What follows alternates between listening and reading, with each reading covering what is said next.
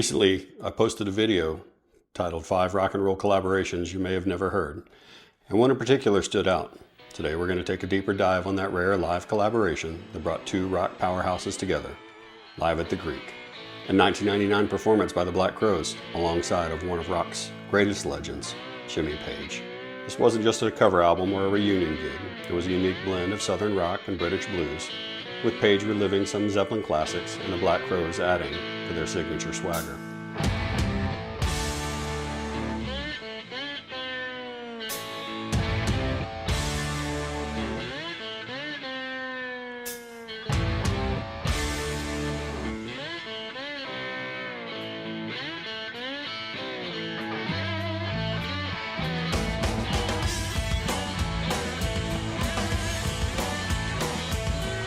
Let's dig in and find out why this album still resonates today. Let's go back to 1999. Led Zeppelin had disbanded nearly 2 decades earlier. Jimmy Page was still active. Meanwhile, the Black Crowes were riding the highs and the lows of their own career. Their By Your Side album had just come out, but it didn't get the commercial success they were hoping for. And that's where the collaboration with Page comes in. We had hung with Jimmy. Jimmy had, played with us in Paris, and we had been friends. I think he probably felt a kindred spirit, and that we could bring a certain quality to the Zeppelin catalog and the things that we chose to play. After a chance meeting in Paris in 1995, the seeds were sown for a future where Page agreed to join the Black Crowes for a short tour. According to Chris Robinson, they jammed for about 3 days before the first shows. It was like, we'll do like a verse, then take a solo, on, and then like the middle part, and like let you have like the one, and then the breakdown, and we'll come back out. Nice. You know what I mean? I think it would be like This was more than just a gig for the Black Crowes. It was an opportunity to play alongside a rock legend, blending Zeppelin's legacy with their own Southern blues-infused rock. And for Jimmy Page, it was a chance to revisit his Zeppelin days with a fresh and gritty backing band. The Live at the Greek album was recorded over 2 nights, October 18th and 19th in 1999, at the iconic Greek Theater in Los Angeles. Released in 2000, the album didn't feature any of the Black Crowes songs due to some legal disputes with their label Def American.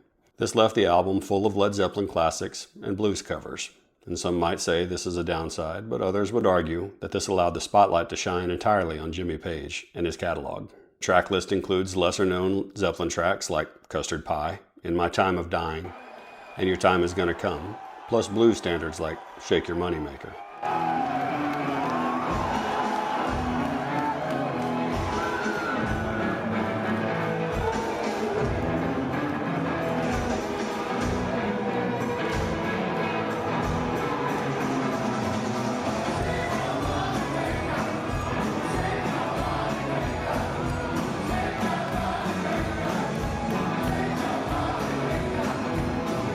Songs resonate with the gritty, southern rock sound the Black Crowes were known for, making for an interesting reinterpretation of Zeppelin's material. This collab wasn't just a nostalgia trip for Zeppelin fans. The set list itself was carefully curated, mixing Zeppelin deep cuts with blues tracks that perfectly fit with the Black Crowes sound. Songs like Custard Pie, which Zeppelin rarely performed live, and Sick Again gave hardcore fans something to savor. Robinson's vocals took on a different, more raw tone than Robert Plant's, and Rich's second guitar allowed a fuller, more layered sound on tracks like Heartbreaker and Nobody's Fault But Mine.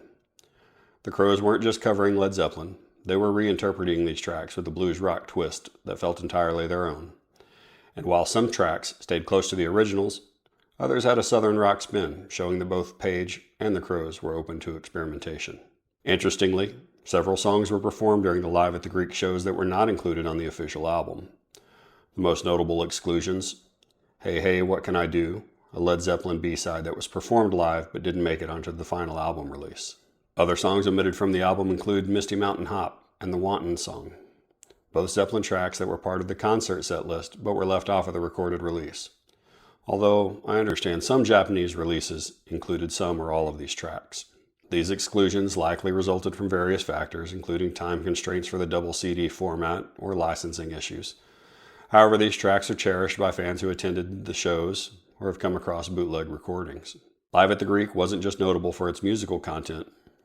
It was also one of the first albums to be available digitally via musicmaker.com. where fans could actually customize their CD, choosing which songs they wanted to download. This early experiment with digital music predates today's streaming services by nearly a decade. Critically, the album received a mix of praise and critique.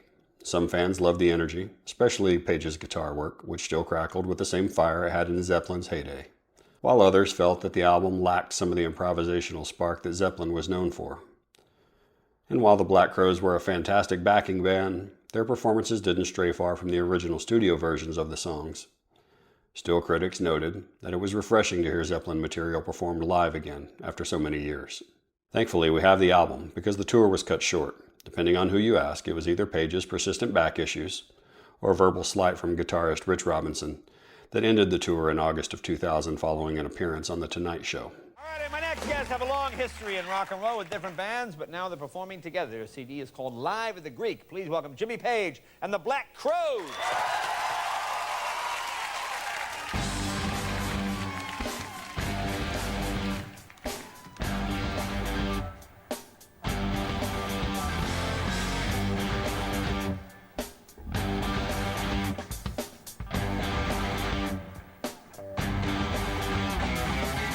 This collaboration between the Black Crowes and Jimmy Page might have been short-lived, but its impact continues, still reverberates with fans of both parties. For the Black Crowes, it was a boost in credibility at a time when they needed it most. For Jimmy Page, it was a reminder of his own legendary status, and the live performances demonstrated that he still had plenty of fire left. And while this wasn't a Zeppelin reunion, it gave fans a glimpse of what a modern-day performance might have sounded like. More than 20 years later, Live at the Greek remains a fan favorite and a testament to the enduring legacy of Zeppelin's music and the Black Crowes' place in rock history. So what do you think? Is Live at the Greek an underrated gem or a Zeppelin light performance? Either way, it's a unique moment in rock history that brought Jimmy Page's legendary guitar work together with the southern rock soul of the Black Crowes. And if you haven't listened to the album yet, now might be the perfect time to dive in.